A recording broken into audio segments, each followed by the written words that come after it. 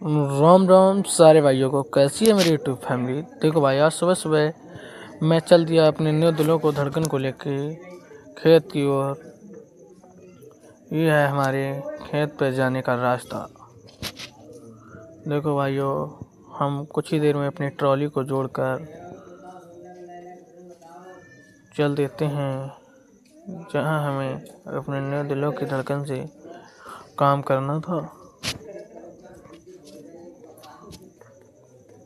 कुछ ही देर में हम पहुंच जाते हैं सड़क पर और फिर ये है हमारी खेत पर जाने का रास्ता।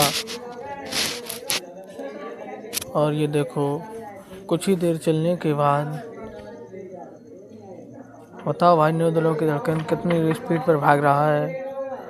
कुछ ही देर चलने के बाद हम पहुंचने वाले हैं अपने खेत की ओर और वहां पहुंचकर हमने अपनी ट्रॉली लोड करके फिर चल दिए घर की ओर। यह है हमारी चढ़ाई। ईंटें लोड कर ली हैं और अब ट्रैक्टर को चढ़ा रहे हैं ऊपर। ट्रैक्टर बड़े ही आसानी से चढ़ गया और फिर गियर को लगाकर चल दिए घर की ओर।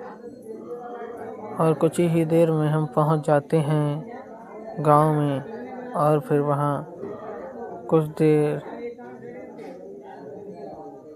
स्टंट करने का प्रयास करते हैं। फिर ट्रॉली को लगाकर प्रेशर लगा देते हैं और हमें जहां ईंटें उतारनी थी वहां ईंटें उतार कर फिर हम